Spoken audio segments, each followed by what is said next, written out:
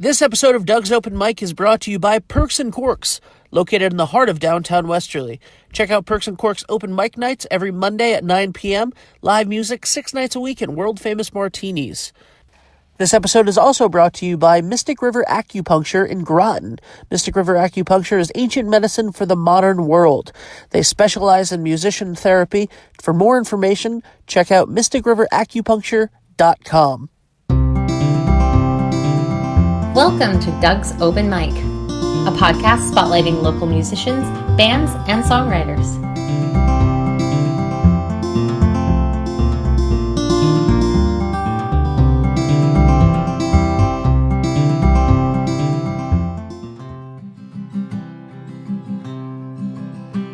When the kids are all grown and it's you and me, let's pack up and travel the world. It'll be just like the old days as the Scottish Isles unfurl. We'll hike in the hills with the black-faced sheep, their work dogs circling fast. At night in the pubs with the local folk, they're brogue so thick we have to laugh. Carry on, carry on, carry on, carry on, when we grow old and young.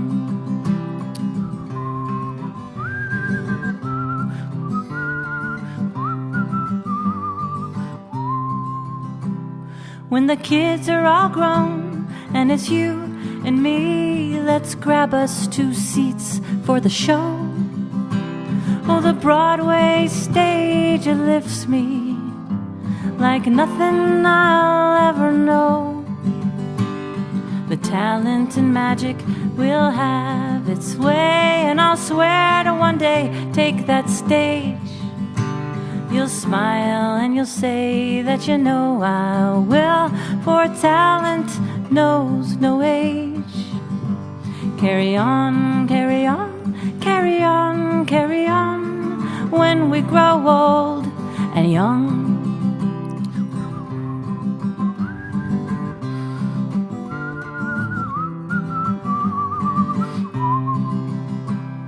But back to the here and now.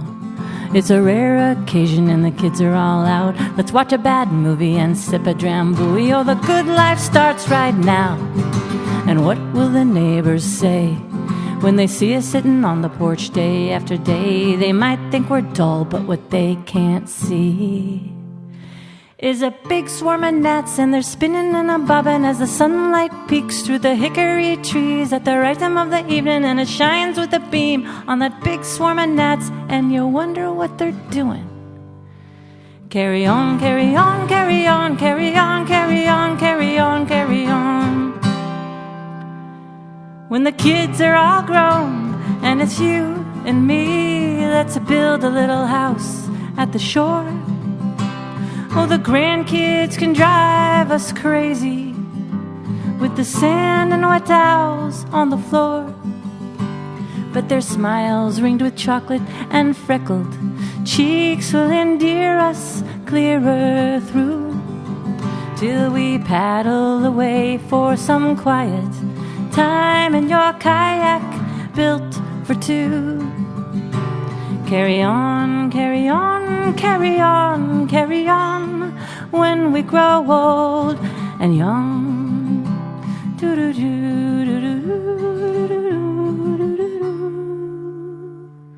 Oh, let us grow old and young.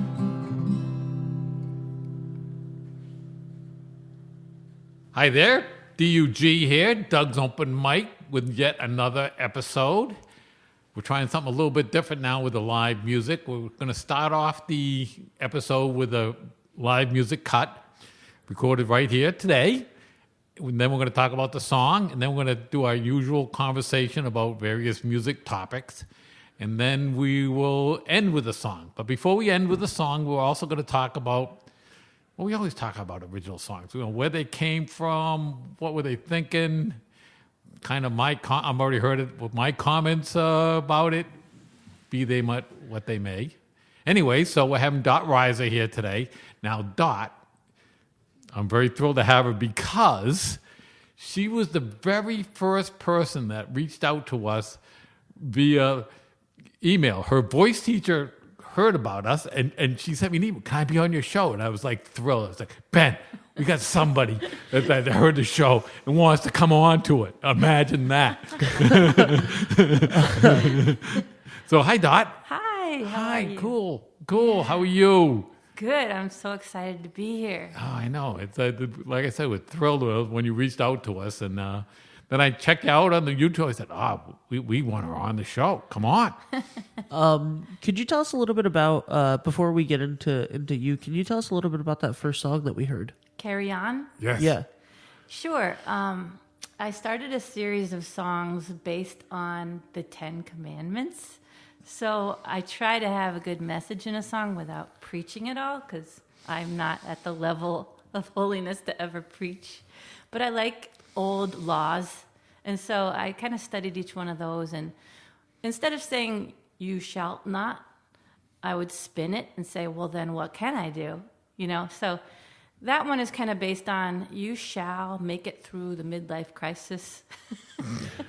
There you go. You shall embrace the tedium and grit of family life. So that's how that song came around. I was soon to be with my husband approaching empty nest syndrome. Oh, yeah. Which can give you a sense of panic. Like, do I still know this guy? Because we raised 4 kids and it was extremely hectic. God, I did 2. I can't. From the beginning, it was like it's like, what's that? The second one was like, we're done.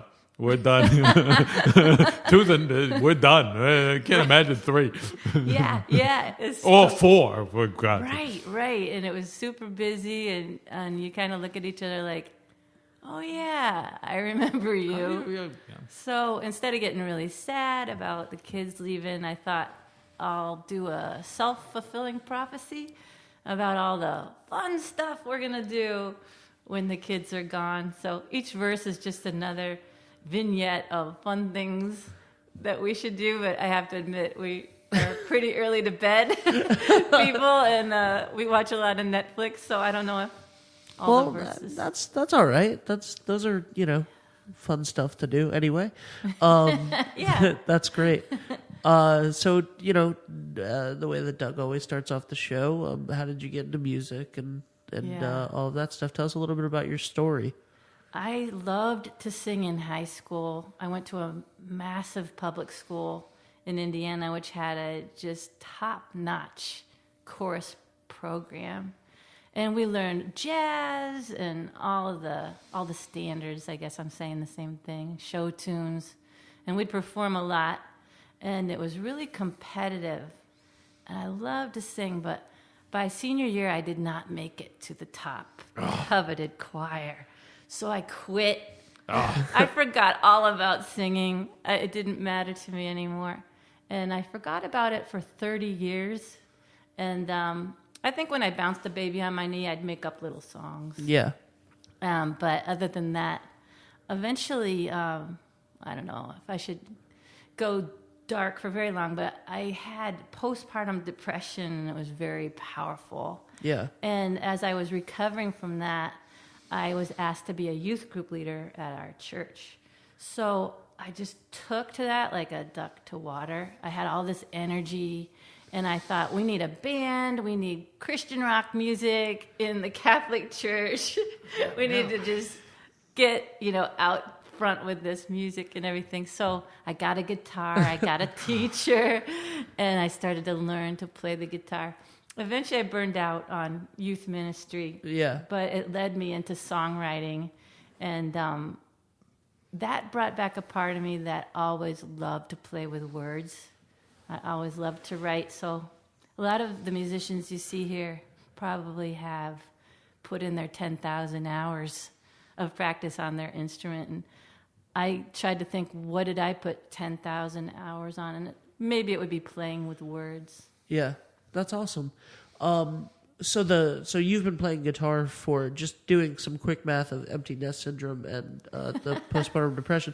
So you've been playing guitar for around 18 years? Is that I wrote my less? first song in 2011. Okay. I I probably got the guitar a few years before that. Yeah. Yeah, 10 years maybe. Yeah. But don't feel about start. You're the late to the party club, which Yes. I'm a member. Ray Carroll's a member. Now you're the third member. We're late to the party, but we're fine. Clayton Allen is a member. Clayton He Allen, yeah. is? Who you wanted that first song? Oh, he must have practiced a lot in that short period of time. I mean, at least mostly on whistling. I bet he's got the 10,000 hours in whistling. Yeah. So that's awesome. Yeah, that's definitely a pattern on the show. Yep. Really? We have a lot of late starters. So one thing that when we were talking before the show, I thought, so Dot is. I talk a lot about couch to the stage. About how to get from the couch to the stage. And when you came in, you said, "Well, I'm a little nervous. Most of the people you have on the show are really professional and stuff." And I was like, "Oh, great. She's like halfway there. She's in the middle part, which we very rarely get. Yeah. So you're not on the couch anymore, but you say, well, I could be a little better, and I wish I was doing some more gigs. So Yeah. So how you doing? So you play nursing homes, right? Yep. It's a great play, perfect. Yeah. Yeah. And I'm going to jump ahead to this, even though, so Dot's second song, which we're going to outro on, is very nursing home-ish, it's Sure. like, I played nursing homes quite a bit, and I know exactly what she's talking about when you play in a nursing home. Sometimes I used to do what I call strolling. I'd go into individual people's, I'd wander the hall playing guitar, something, and I'd go into individual people's rooms and say, hey, want a song? And sometimes they would say, yeah. Sometimes they would say, get out. But sometimes, they would be kind of out of it and they wouldn't say anything. I said, okay. So sometimes you would play a song. This ever happened to you? I'm sure it has. So you play an old song like Goodnight Irene or something like that. And all of a sudden you bring them back. Absolutely. You bring them back. It's miraculous. For a couple of minutes, you bring them back and They're so you can see it in their eyes. It's like, oh, they're remembering like their first date or they're getting married or something. Right there. It's right there. It's so cool. So powerful. Yeah. I never knew about it till I got into it. And then people would go from nonverbal to verbal. They'd just start to tell a story. So in that song, the verses came straight out of their mouths. Yeah. And sometimes you get somebody that can I sing with you? Absolutely. And sometimes you find some real gems. They used to sing in some chorus or whatever. It's a really cool thing and really good practice. So good. And I have terrible stage fright being late to the party. And there, I don't feel afraid at all. Yep. It's more like a ministry, Yeah, and that's how you kind of start. And the whole stage fright thing is like I've talked about before. You just got to do it. You go to do open mics. Yeah, I do like the open mic at Perks and Corks. Yep, absolutely. I like that one. Yep. It's close to home. We've mentioned that 100 times. Yeah. And we will do it again. Yeah. That's awesome. So how long have you been playing out, nursing homes and the open mics and stuff? How long have you? I think I did my first open mic at Old Orchard Farm. Oh, yeah. It was a really With Butch, wonderful right? day. Yeah. Oh, isn't that, they're great down there. It's a little bit of drive from here. Yeah, But it's a great little spot. I made some good friends that day. Everybody listened to my 3 songs. Yeah. They all did a pile on me afterwards saying, "Who are you? Great job." I'm trembling from head to toe. And I was just on cloud 9. So I did that. From there, that was probably 3 years ago. From there, I got into the nursing homes just by accident. I was being a mom. I was trying to get my son, who plays the piano, to use his gift and talent to help others because he was building a resume and all that for college, etc. So I Googled volunteer work with music, and up popped Beacon Hospice. Yep. And so I looked at that. I mentioned to my son, he wasn't really ready for that kind of thing, but I thought, I want to do it. Yeah. I want to do it. So I contacted them, and they trained me and got me into the dementia memory care facilities to sing to people who are on hospice. Yep. And then before long, it would become a group. I'd be singing to one man out in the hallway, and everybody would wheel over. Yeah. Now you've got an audience, and we're all singing along. So Great stuff. that's been a short time, maybe 4 years maybe now. And I probably go out. Now they hire me and stuff. Yeah. So I probably sing out twice a month, 3 times a month. Yeah. So I'm just getting my feet wet. So the tricky thing about nursing homes, number one, they're kind of hard to get into to start with, because they have things.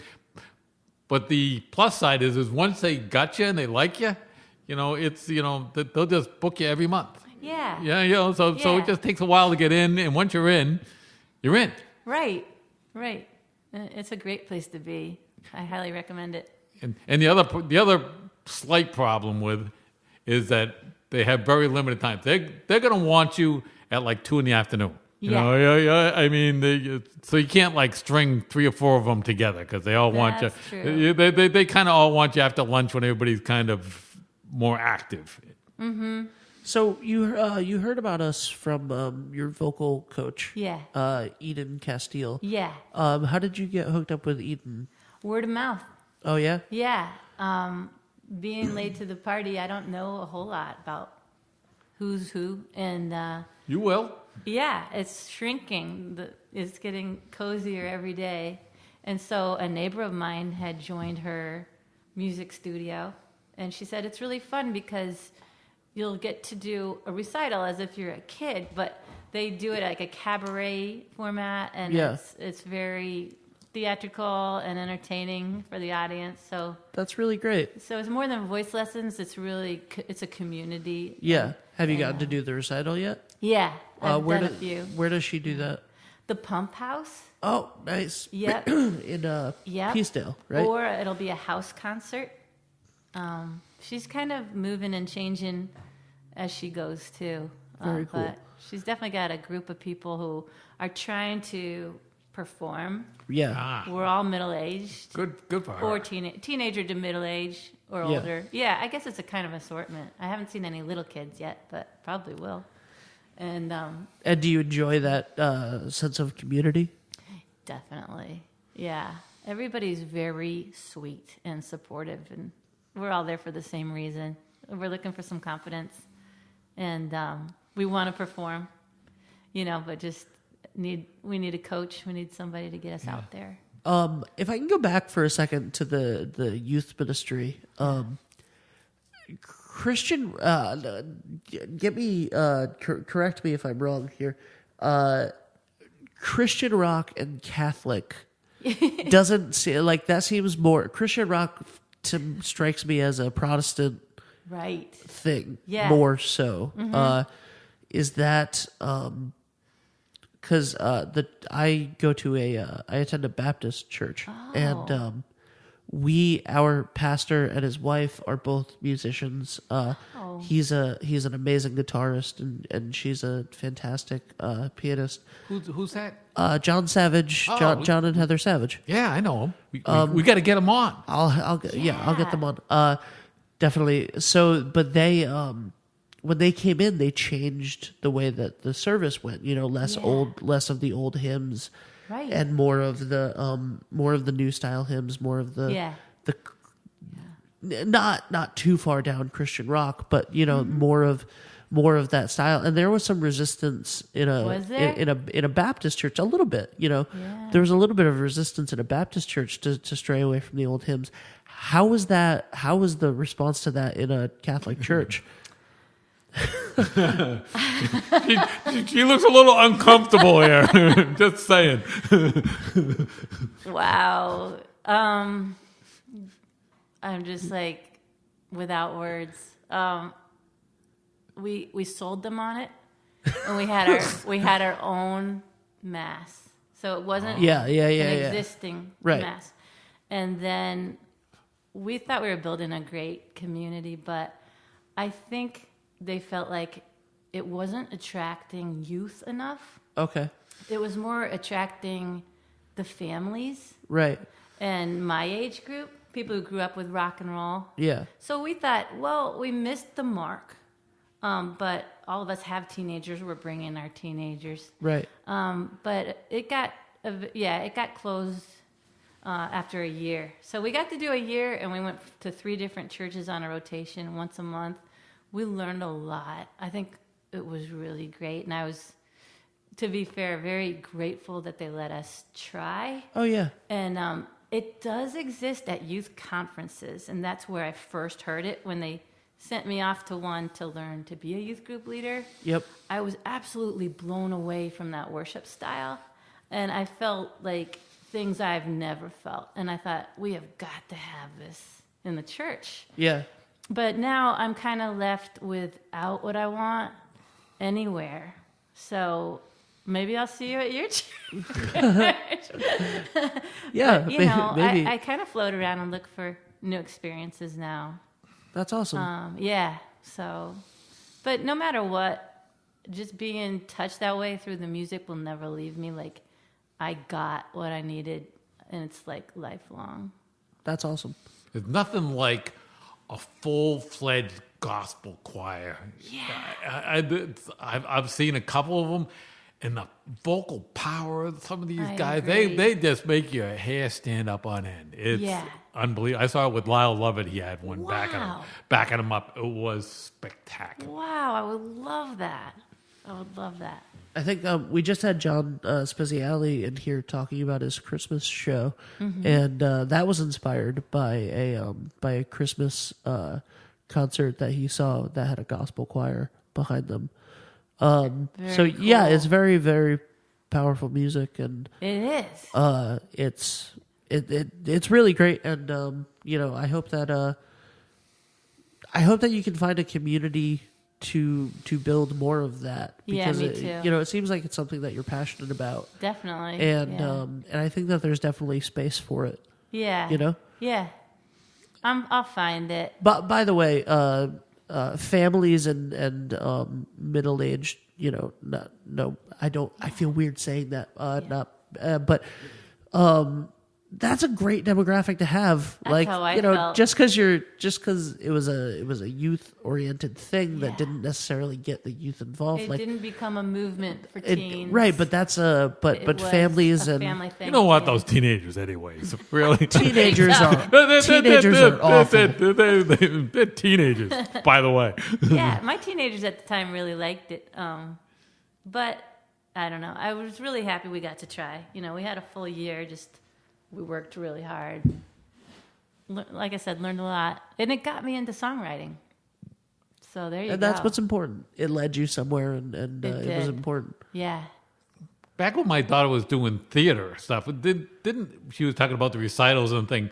I kind of remember stuff like the I can't remember the place. But anyways, like little cabarets where they would just have like Yeah, we used to do little cabarets. and so various people who were learning theater they would just do like one song. It was really good. Well, thanks, Doug. Yeah. I'm going to take credit for that. The listeners don't know I was I was directing and producing yep. that. Yeah, I was in charge of that. Anyway, that's not important right now. But yeah, those were great, and something like that would be great, and we should probably do those again because they were really fun. But Doug, you had some more questions, I think. I think. And on this song that's coming up, she when I was listening to it, she almost tricked me with her dramatic pause. The big dramatic pause. I was like ready to comment. I was like, however, being a musician, I was like, wait, this could be. It was very good. I did love it. That song was great.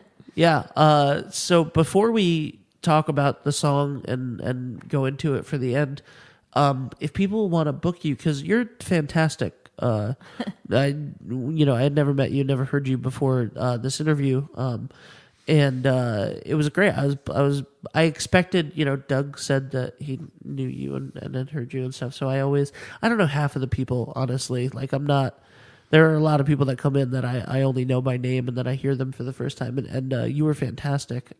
Thank you. So thank you very much for that. Where can people find you to book you and stuff like that if they're interested, or book you for house parties maybe? Yeah, that's a neat idea. I have a website. It's www.riseupstudio.com.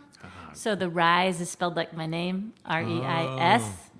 And then an easier way is Facebook, Dot Reiser, Instagram, Dot Reiser, YouTube, Dot Reiser, Yellow Pages, no, White Pages. How else do people find? Those are good enough. ways. And what we always say is, if they're having trouble, just get a hold of me or Ben, and we will find you. Yeah. And I'm on Spotify and all that. If anybody wants to hear, I've recorded 1 album and 2 EPs, and another EP is about to come out. And Wow. another one to come after that. I said she was midway. She's more than midway. She's a sleeper. She keeps playing down everything, and then she's like, "Yeah, I got EPs, I got albums I'm on Spotify, On YouTube, I have a website, I have a YouTube. Just, I'm gonna be on Fallon next week. Like it's fine. Oh yeah, no. Yeah, that's incredible. Seriously though, I love to record. I love to write. Those are my passions. You came in here like I don't know. I'm shy. I don't know. Oh yeah, I have EPs. I'm on Spotify. Yeah, but anybody can do that now, right? I know anybody can do that now, but you're fantastic, and you have an outlet, and you should not have any lack of confidence or think that you're not at a level that somebody else is at because of any time barriers. Because you're great. Doug? Yep, I'm DUG certified. Yes. I'm going to put that after my name with a little comma. Don't do that. He doesn't need any encouragement. Can you tell us a little bit about the song that we're about to end the show with? Yeah, that's from working as a singer in the dementia or memory care facilities. I would sing these songs like "Take Me Out to the Ball Game" or "Daisy," "Bicycle Built for Two," and people would start to talk, and they'd tell their stories, and they would just wake up like a flower in the sun. And the verse about the girl on the bike, it almost word for word came from Nancy's mouth, and the one about working for the Red Sox came right out of Thelma's mouth. So I have to give them credit for those verses. But it was just really interesting putting that song together. I didn't know where I was going with it, and I thought it's going to come across as very confusing. And I took it to a critique, and the guy said, I could see this on a stage with the characters. And so when I sing it, I try to pause, like you said, the dramatic pauses, so I can switch characters. I've got the song leader, I've got the person remembering, and in the end, there's the daughter speaking to her mother, I guess. See, again, I was kind of thinking you were talking about, and I have to listen to it again, like your mother. You're like you were the daughter and your mother. It was like, she's thinking about her mother because my mother, is passed away, but again, she was kind of going down. She didn't go far down that road, but she was on the road, and it was sad. It is. So the last verse, I am singing to my mother, but it's not really true. My mom is doing fine. Yeah. But I've seen so many daughters and sons with their mothers. I just tried to put myself in their shoes. Yeah, it's hard. Yeah, it is hard.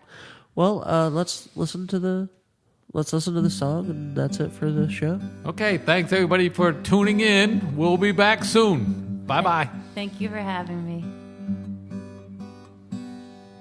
I'm sitting in my chair. I don't know who I am. do or why I'm here. I close my eyes and disappear. She walks into the room. She smiles and says hello. She plays on her guitar and sings her favorite songs from long ago.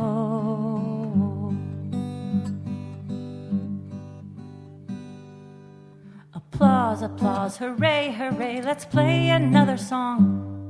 This one's better than before. Try your best to sing along on a bicycle built for two. Daisy, Daisy, I know who I am. I'm a little girl riding on my bicycle. I live in France. I ride it everywhere. On the street that I recall, up the hill and around the bend, and where it ends, well, I don't know, but I know who I am. Applause, applause, hooray, hooray, let's play another song. This one's better than before. Try your best to sing along, to take me out to the ball game, take me out to the crowd. I know where I am. I'm working for the team. For 40 years I've worked the stands at Fenway Park. I've got a lot of jobs, 'cause I've worked here for 40 years. I think I'm real important here. I know a lot about the Sox. Yeah, I know where I am. The tulip flowers close their petals tightly in the morn, till rays of sunshine press upon them, yellow, bright and warm. Bursting wide, they lift their petals bravely to the sky. It's just the same with memory, how music brings it back to life. Do you know who I am? I'm your little girl, playing songs on my guitar to bring you back to my world. We'll talk about the time you taught me how to ride a bike up the hill and around the bend, and how the Red Sox won again. Do you know who